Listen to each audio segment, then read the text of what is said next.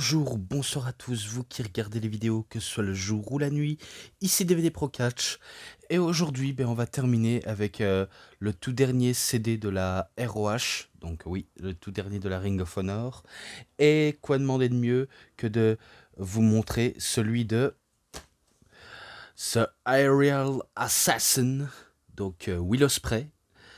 Donc c'est ce petit coffret de DVD, enfin plutôt pochette de DVD auquel on va parler, et, euh, et auquel c'est l'occasion pour moi de finir avec cette vidéo et justement d'en parler. Donc j'aime bien ce côté un peu Assassin's Creed, on voit les villages et tout ça. J'aime beaucoup cette cover. Et c'est vrai que c'est pas tellement surprenant en sachant que Will Ospreay est fan de Assassin's Creed. Donc pour moi, c'est plutôt bénef.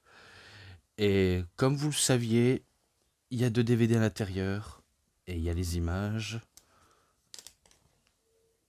Donc voilà, la première.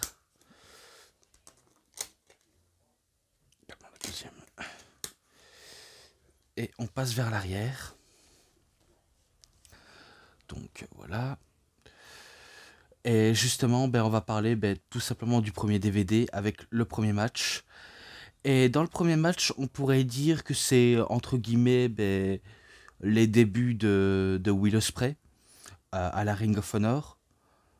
Entre guillemets, hein, je ne sais pas, on va dire en quelle année il a fait ses débuts officiels, mais tout ce que je sais, c'est qu'il arrive et il fait déjà bonne impression auprès du public et que je crois qu'il a gagné une chance pour un titre de son choix, et c'est le titre World Television Champion de la ROH, en affrontant Bobby Fish à Reach from the Sky, nuit 1, qui s'est déroulée le 18 du 11 2016. Et ce qui est sûr, c'est que c'était plutôt un bon match entre Will Ospreay et Bobby Fish, et auquel les deux se sont vraiment bien menés pour faire épater le public. Et d'ailleurs, si je ne me trompe pas, ils étaient faire une tournée à Londres. Et du coup, c'est pour ça qu'on a eu cette drôle d'ambiance si particulier, qui est propre à eux. Et sans trop, on va dire, faire de chichi. Le match était plutôt bon. Il y a eu du bon divertissement avec Will Ospreay et Bobby Fish, qui essayaient de faire épater le public, même en faisant des petites danses, des poses plastiques, et j'en passe des tas de choses. Et pourtant, même si c'était Bobby Fish le champion, on pourrait se dire qu'il pourrait détenir le titre un petit peu longtemps. Et bien finalement, ce n'est pas du tout, car c'est Will Ospreay qui va réussir à battre Bobby Fish, à devenir le nouveau champion du monde de la télévision, et que je lui mets tout simplement 3,70 ou 70. Donc voilà. Puis, il y a un match que je l'ai oublié de noter, mais que je vais le noter. Vous savez quoi, je vais couper un petit instant et revenir par la suite. Parce que c'est le match entre Will Ospreay et Marty Scurll contre les Young Bucks, donc Matt et Nick Jackson, qui, qui vont encore s'affronter. Et je crois qu'il est présent dans le match, enfin dans le DVD des Young Bucks, donc Rage from the Sky Night 2. Et ça s'est déroulé le 19 du 11 2016. Et ouais, parce que d'ailleurs, il faut que je fasse des recherches pour voir si je me trompe pas. Ou alors, si vous voulez, vous aurez la note globale en description, comme ça vous saviez. J'ai pas envie de trop me prendre la tête. Mais tout ce que je sais, c'est que c'était un match de Spotfest entre les quatre hommes. Et que, après, avec le côté malice de Marty Scurll à tenter de tricher, même quand il y a un ref bump, il n'hésite jamais à l'occasion d'utiliser son parapluie pour faire des sales coups. Alors que Will Ospreay, lui, il n'est pas dans cet état d'esprit. Et c'est justement à cause de cela auquel ils vont perdre les matchs. Et ils vont s'en prendre à Will Ospreay, les Young Bucks, et qu'ils vont directement le battre. Donc ils vont battre Marty Scurll et Will Ospreay. Et ce match-là, bah, ce sera en description, vu comment je n'ai pas le chiffre en tête. Et je l'ai oublié de retrouver bah, le chiffre parce que j'ai pas eu le temps. Mais promis, je le mettrai en description. Ne vous inquiétez pas. Donc voilà tout. Et là, ils s'affrontent bah, pour le titre du monde de la télévision de la Ring of Honor. Donc Will Ospreay contre Marty Scurll, le vilain, comme il se faisait appeler. Et là, c'est la nuit 3 de Rage from the Sky. Et c'est le 20 du 11 2016. Et auquel ben, c'était un sacré affrontement entre les deux catcheurs. En sachant que quelques années plus tard, eh ben, ils s'affronteront lors de... Je me demande si c'est pas lors de la finale de Super Junior. Ou alors plutôt pour le titre de Super Junior. Parce que je me rappelais que le match était dingue entre Skrull et Ospreay. Et auquel ben, les deux, c'est vrai qu'ils nous font vraiment épater. Et à l'époque, Will Ospreay, il était un peu moins massif qu'aujourd'hui. Et bon, après, sa transformation physique, elle est acceptable pour certains qui sont en pleine admiration envers lui. Je ne dis pas le contraire. Et que après, j'ai pas trop d'avis à dire, si ce n'est que le match était bon entre Marty Scurll et Will Ospreay. J'étais persuadé que Will Ospreay allait conserver le titre face à Marty Scurll. Eh ben, ça a eu tout l'effet inverse, car ce sera Marty Scurll qui va avoir le dessus sur Will Ospreay, quitte à lui péter les doigts. Parce qu'il faut savoir, c'est que l'un des spécialistes du casseur de doigts, ben, c'était Marty Scurll. Et que je me demande si Pete Dunne n'était pas inspiré de Marty Scurll pour faire ce mouvement. Ou alors peut-être qu'il avait déjà affronté, mais je sais pas quoi vous dire, hein, si ce n'est que peu importe qui a été le fin inventeur de casseur de doigts ou autre, bah, ça n'a aucune importance. Vraiment aucune. Et que je crois qu'il va le faire soumettre avec un crossface chicken wing. Et d'ailleurs, il le dit bien haut et fort. Et le public chante avec lui en disant crossface chicken wing. Eh ben, il suffit d'un crossface chicken wing pour le faire abandonner Will Ospreay. Et du coup, c'est victoire de Marty Scurll. Et que ce match-là, 4,10 je lui mets, tellement qu'il était vraiment pas mal. Et je poursuis encore avec un autre match. Toujours pour le titre de la télévision, où cette fois-ci encore il affronte Marty Scurll, mais aussi contre Ryu Lee, que on connaît bien sûr sous le nom de Dragon Lee, qui s'est déroulé à Final Battle le 2 du 12 2016. Et ce qui est sûr, c'est que c'était un bon match à 3, avec pas mal de spotfest. Je peux le reconnaître qu'il y a eu pas mal de spotfest, et que ce soit que ce soit bon ou mauvais, du fait que ça raconte quelque chose ou que ça fait enjailler le public, le reste, voilà, on s'en fiche un petit peu. Mais c'était un vrai bon combat entre les trois, avec la rapidité, l'agilité, bref, tout se joue là-dessus. C'est incroyable comment ça enchaîne fort et ça enchaîne vite. Et pourtant, malgré l'envie de Will Ospreay de récupérer le titre qu'il a perdu, bah, ça va se retourner contre lui et que encore Marty Scurll va encore essayer de lui péter les doigts, même avec Dragon Lee. Donc ça se pète les doigts en permanence et pourtant ça va être Marty Scurll qui va voir bien sûr encore le dessus sur Will Ospreay et qui remporte le match et qui conserve le titre du monde de la télévision. Ouais, excusez-moi si j'ai un petit peu du mal à parler correctement. Excusez-moi, je m'en excuse sincèrement. Mais peut-être que je suis en manque d'hydratation. Enfin, je vais couper, peut-être. Donc voilà, je poursuis. Même si j'ai dit peut-être, je ne sais pas pourquoi ça me vient par la tête de dire peut-être. Même mentalement, c'est un peu la fatigue qui travaille alors que je suis bien réveillé, hein. C'est assez incroyable. Mais bon, blague à part.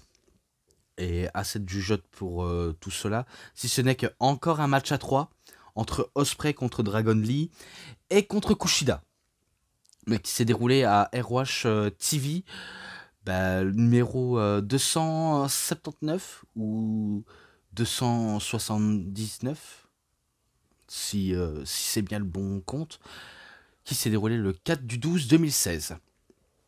Et que pareil, le match était plutôt bon entre les trois excellents catcheurs. Ça enchaîne des prises à gogo, ça fait enjailler le public comme Jaja. Et il y a de quoi de bien aimer, en sachant que ce soit bah, les trois qui sont bel et bien affrontés au Japon, avec Ospreay qui avait déjà affronté Dragon Lee pour la finale du Super Junior. Je crois que c'était 2018 ou 2019. Et il avait déjà également affronté Kushida, et auquel je me rappelais que leur match était énorme entre les deux catcheurs. Et que là, entre les trois, ça fait du cocktail absolument ahurissant. Et que je me dis, mais what, qu'est match. Et pourtant, le match, là, je vous ai peut-être pas parlé, mais c'est un 3,60. Alors que ce match-là, je le mets un petit peu dans le même proverbe. Malgré l'effort de Ospreay et de Dragon Lee, de l'un des deux de essayer de remporter la victoire, même Kushida, eh bien pourtant ça restera quand même Kushida qui va avoir le dessus sur les deux catcheurs, et que c'est lui qui reparte avec la victoire, et que ce match-là c'est un 3,80 que je le mets, donc victoire de Kushida, et on poursuit encore, où il affronte Dragon Lee au Manhattan Mayhem, qui s'est déroulé le 4/3/2017. Donc là, on passe directement en 2017, auquel les deux, c'est sûr, ça fait vraiment, vraiment des étincelles quand ils s'affrontent, Dragon Lee et Will Ospreay. C'est un match auquel il faut vraiment pas cligner des yeux. D'ailleurs, tous les matchs de Will Ospreay, ce sont des matchs à ne pas cligner des yeux, parce que si on les cligne, on se dit, what, qu'est-ce qui s'est passé, qu'est-ce qu'il a fait, oh là là, ça part tellement vite il faut être bel et bien concentré, hein, ce qui est un peu compliqué. Et malgré tout cela, malgré tout ce petit rififi, euh, c'est vrai qu'on pourrait dire que Will Ospreay, il tente de tous les moyens pour en venir à bout de tous ses adversaires. Et que là, c'est vrai qu'il y a un petit sacré démol pour lui. Et malgré tout cela, il arrive quand même à faire un excellent match avec ses adversaires auxquels il adore y affronter. Et pourtant, on s'attendait à une victoire de Will Ospreay, mais c'est Dragon Lee qui remporte le match. Donc oui, c'est Rioli. Et que c'est un 3,90 ou 90. Voilà, quoi. Donc ce qui est fait est fait. Maintenant, un match par équipe, si c'est bien le cas, entre Will Ospreay qui fait équipe avec Volador Junior et contre Jay White et Dragon Lee. Au Supercard of Honor numéro 11, qui s'est déroulé le 1er du 4 2017. Et que c'était un bon match par équipe. J'ai pas trop grand chose à dire au sujet de ce match-là, si ce n'est que c'était énorme. Et, euh, et d'ailleurs, je me demande si la ROH et la New Japan faisaient beaucoup, beaucoup, beaucoup de collaborations, parce que c'est vrai que depuis tout à l'heure, il n'y a que des matchs auxquels on se dit, c'est vrai qu'il y a pas mal de collaborations entre la New Japan et la ROH, et qu'on se dit, c'est sûr que leur partenariat est très très solide, jusqu'à même aujourd'hui, hein. Faut pas le nier, même aujourd'hui, ça tient encore la route. Et que dans ce tas de lot qu'il y a eu dans ce plein match, ça va être cette fois-ci victoire de Will Ospreay et Volador Junior qui vont battre Jay White et Dragon Lee. Donc pour une fois, c'est eux qui remportent le match. Et que c'était excellent, vraiment excellent, et que je lui mets tout simplement 3,70. Donc voilà, je pense que ça pourrait mériter sa passe. Et que maintenant je passe l'autre match suivant, après, plus que 2 matchs après, c'est terminé de cela. Mais Will Ospreay contre Cody Rhodes à War of the Worlds Night 1, qui s'est déroulé le 7 du 5 2017. Donc l'affiche Cody Rhodes Will Ospreay. Et qu'à l'époque, Cody, c'était The American Nightmare auquel il était heel.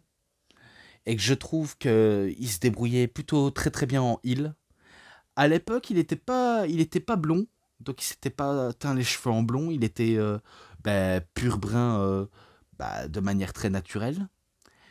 Et ce qui est sûr, c'est que il jouait le rôle du heel à la perfection. Hein. C'est pas le babyface assez fade qu'on connaît d'aujourd'hui, même si on peut reconnaître que peu importe s'il soit fade ou fort, du fait qu'il est toujours aussi populaire du public et que les gens l'apprécient soit oui, soit non, malgré tout, il fait le taf.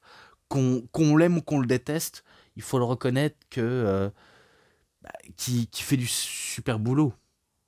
Je vais pas dire trop n'importe quoi, si ce n'est que qui a raison, qui a tort. Je vais pas donner du tort à certains si vous n'avez pas, on va dire, trop d'admiration pour lui, parce que je comprends totalement.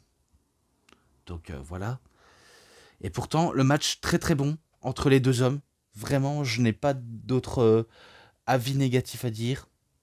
Et que c'était du super boulot. Du boulot en tout cas. Ça, ça enchaîne grave, ça fait réagir la foule.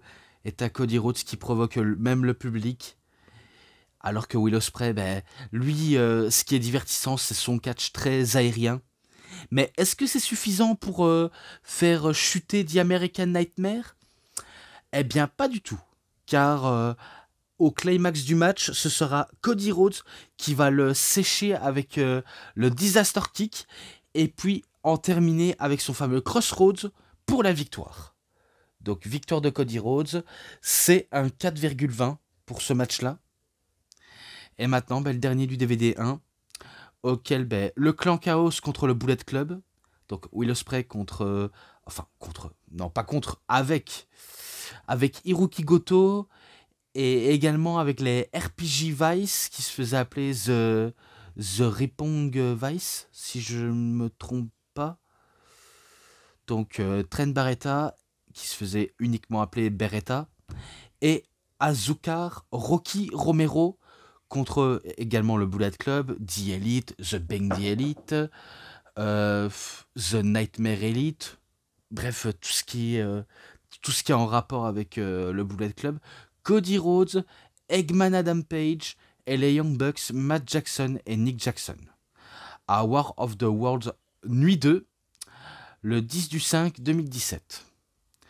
Et c'est un match également qui part dans tous les sens, avec un côté très du côté ridicule du côté des Young Bucks, mais qui font de l'autodérision, qu'ils arrivent à plaisanter avec toutes ces manœuvres tactiques un peu douteuses. Mais bon, ça c'est la force des heels. Et que j'étais persuadé au fond de moi que ce serait victoire de l'élite de Bullet Club. Eh bien, je m'étais complètement trompé. Hein. Totalement trompé. Ce n'est pas victoire des Bullet Club. Car à la fin, ceux qui vont être sacrifiés, ça va être l'un des deux Young Bucks. Je crois que c'est Matt ou Nick. Mais qui vont se manger un double springboard Oscutter. Donc la prise de finition de Will Ospreay. Jusqu'à ce qu'il va en améliorer dans son arsenal le fameux Jumpbreaker, ou plutôt le Hidden Blade. Non, l'autre c'est Stormbreaker, Hidden Blade et le Tiger Driver 91, auquel il va améliorer au fil des années son arsenal de prise. Mais c'est victoire du Clan Chaos qui ont le dessus sur le Bullet Club. Et que ce match-là, vu comment il est assez spécial et que c'était pas mauvais en soi, 4,10. Donc je lui mets 4,10 pour ce match-là. Et maintenant, au DVD 2, auquel il affronte Jay White. À l'époque, il se faisait pas encore appeler Switchblade, la lame de constitution. et qui s'est encore déroulé à War of the Worlds Nuit 3 cette fois-ci, le 12 du 5 2017, et auquel c'était un bon petit match entre Jay White et Will Ospreay. Et bizarrement, je l'ai oublié de citer. Vous pouvez m'excuser, je vais revenir parce que j'ai oublié de mettre la note et de citer le nom du gagnant. Mais je connais le gagnant, vous inquiétez pas. Mais je vais couper en attendant. Donc voilà, je poursuis. En plus, j'ai eu l'occasion de même de m'hydrater. Donc lors de ce match-là, ben, un match tellement bon entre les deux catcheurs et que ça se ressentait que quelques années plus tard, ben, ils seront l'avenir de la New Japan et peut-être même de l'avenir de la AEW en, en devenant ben, prendre des chemins différents à faire ces petits bonhommes de chemin entre les deux hommes et que à l'époque c'est vrai qu'on se disait que on disait pas du tout grand chose au sujet de Will Ospreay et de Jay White et pourtant c'est quand même deux hommes qui ont même réussi à se faire un nom dans le milieu du catch, surtout à la New Japan et espérons que à l'avenir ben, ça leur réussiront également pour tous les deux.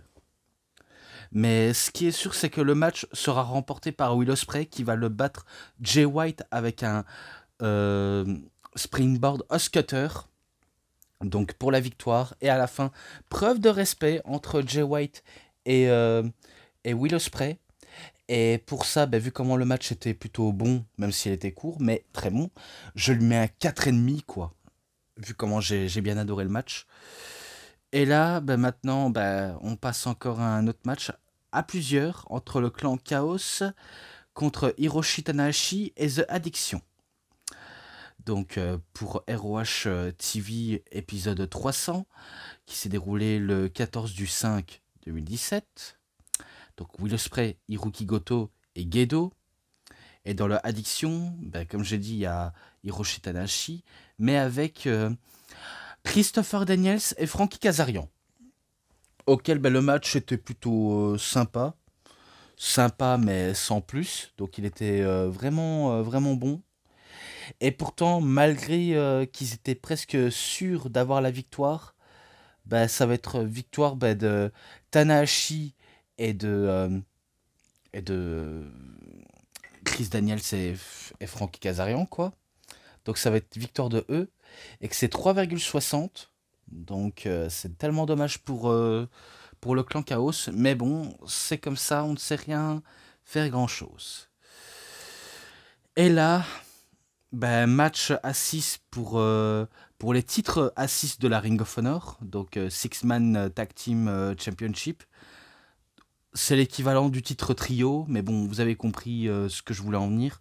Entre le Bullet Club, The Elite, The Bing The Elite, Trios of Lux, oui, parce que c'est comme ça comme on surnomme ce petit trio entre Kenny Omega, Cody Rhodes et Marty Scurll, qui est présent dans le DVD d'Omega.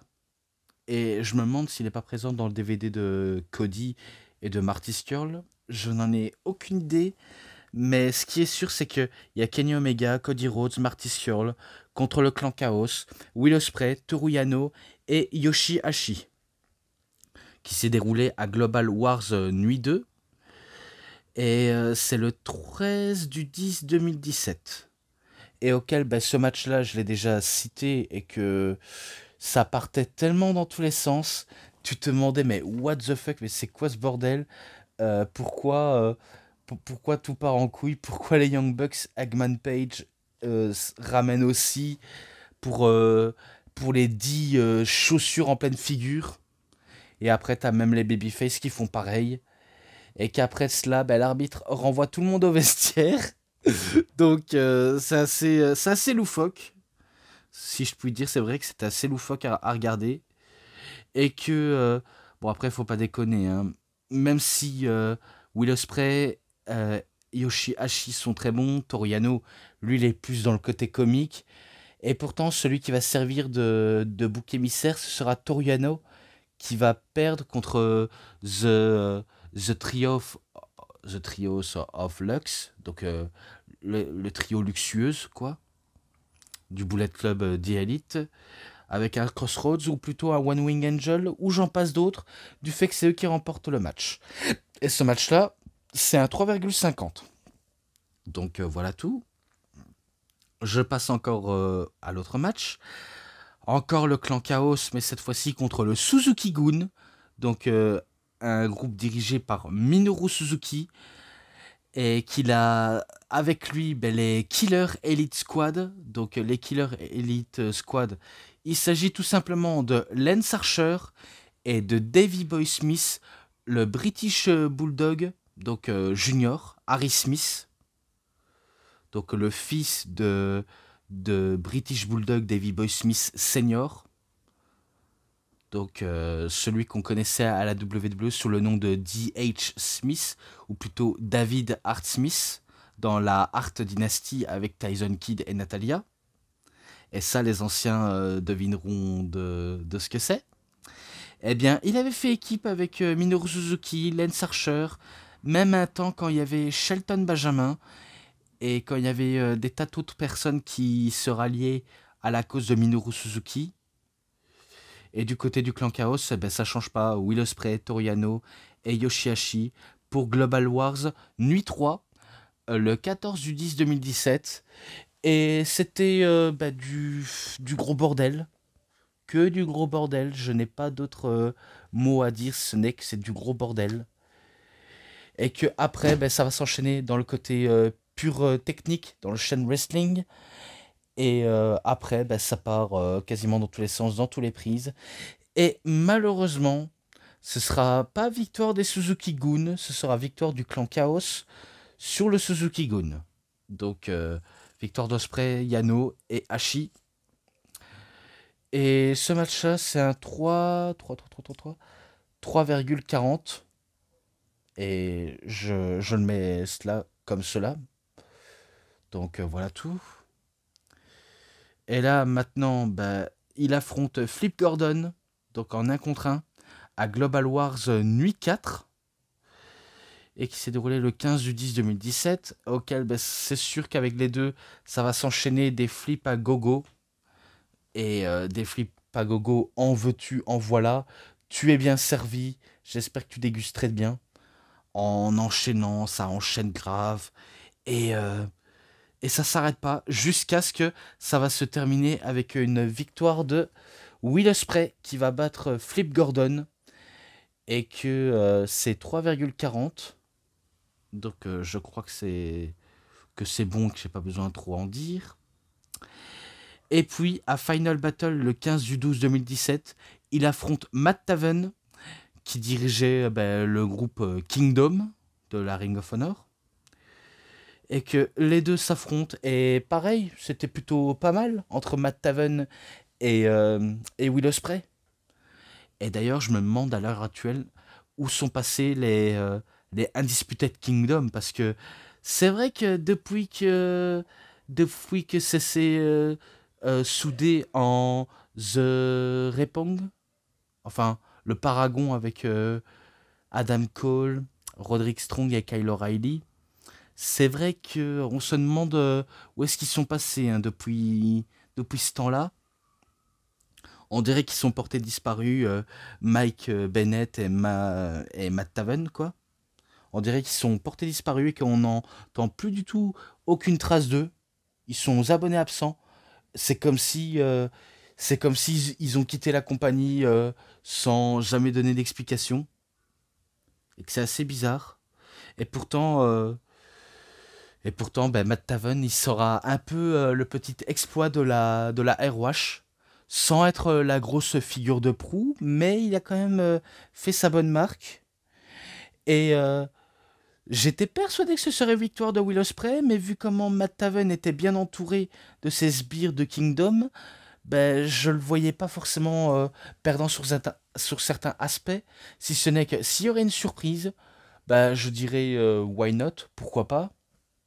Eh bien, ce n'est pas été le cas, car ce sera Matt Taven qui va en venir à bout de Will Ospreay et qui va le battre. Et que ce match-là, c'est un 3,70, ou plutôt 70, Oui, excusez-moi si je ne fais que répéter la même chose.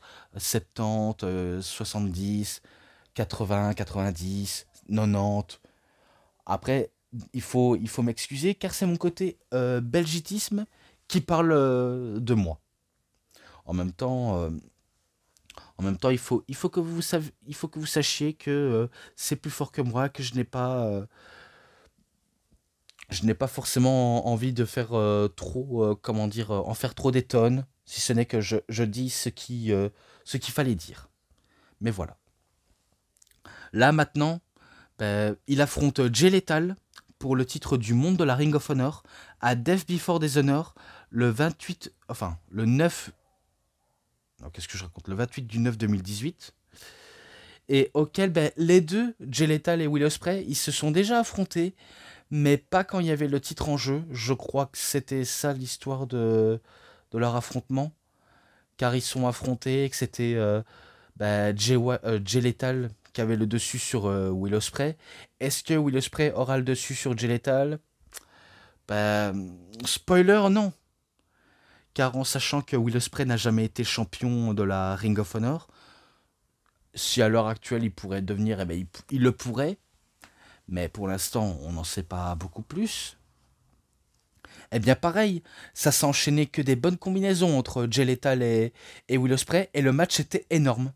Là, c'est sûr, c'était un des meilleurs matchs que j'ai vu de Will Ospreay à la Ring of Honor. Pourtant, tous les matchs, hein, je dis bien tous les matchs qu'il y a là et là, bah, ils sont géniaux, hein. Mais j'avais pas trop forcément de goût à trop en apprécier, si ce n'est que bah, ils étaient bons, mais sans plus. Mais là, c'est du solide, hein. Entre Osprey et Lethal, c'est sûr que ça enchaîne très très grave. Il y a, il y a pas quelques failles inutiles, si ce n'est que il y a peut-être une faille logique, mais je pourrais pas trop en dire de bullshit à ce sujet, si ce n'est que il était plutôt pas mal. Rien, rien me dit que ça serait aussi mieux s'ils auraient fait bah, du pur taf. Je n'en dirai pas forcément trop beaucoup plus à ce sujet, si ce n'est que les deux, ils ont été ultra excellents. T'as Will Ospreay qui, à quelques moments, il était presque sûr d'avoir la victoire sur Jay Lethal, mais non, il n'y a pas du tout cela. Pas du tout cela, car il était persuadé qu'il allait avoir la victoire. Que ce soit avec des Oscutters, les Stormbreakers, le Hidden Blade, et j'en passe des prises auxquelles il pourrait lui passer par-dessus la tête.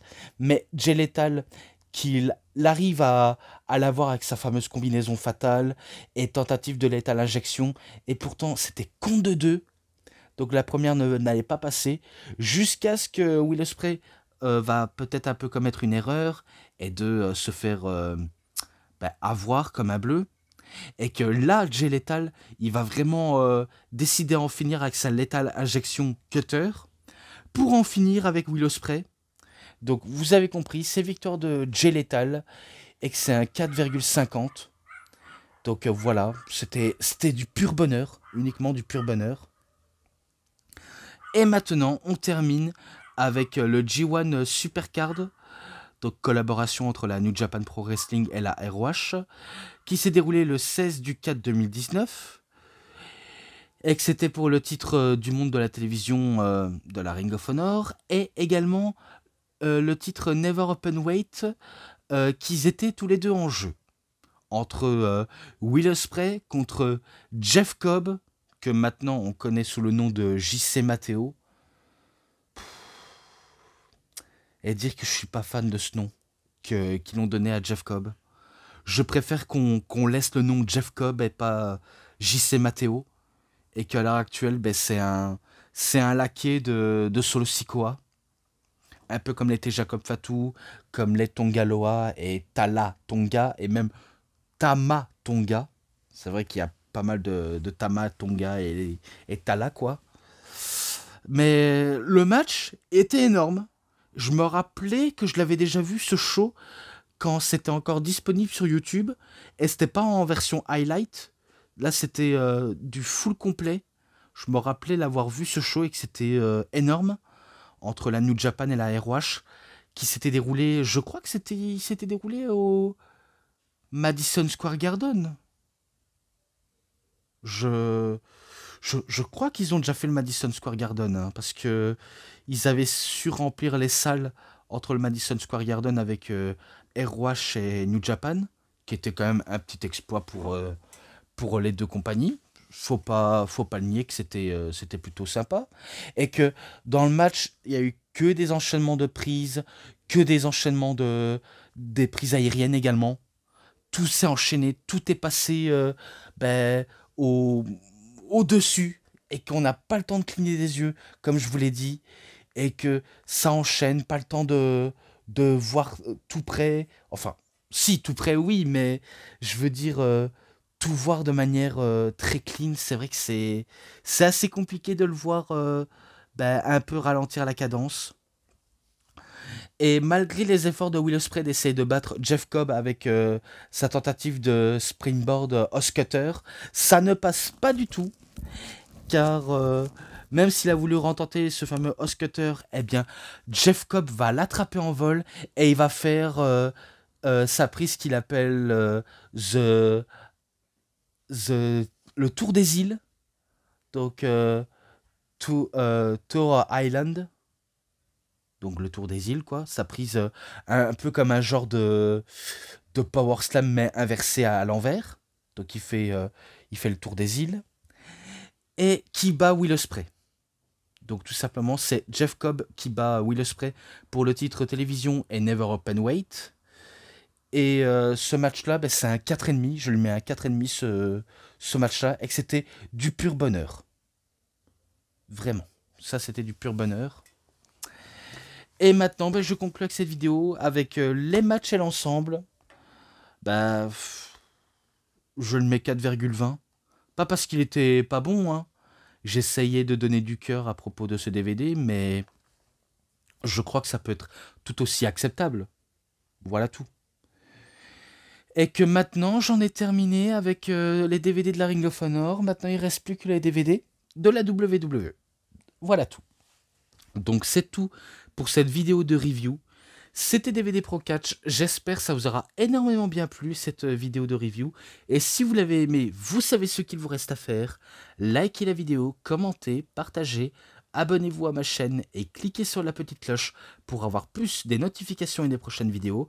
Et moi, comme d'habitude, je vous dis bonne journée, bonne soirée à tous. Au revoir tout le monde pour une prochaine vidéo. Bye bye tout le monde. Salut et j'espère que portez-vous bien.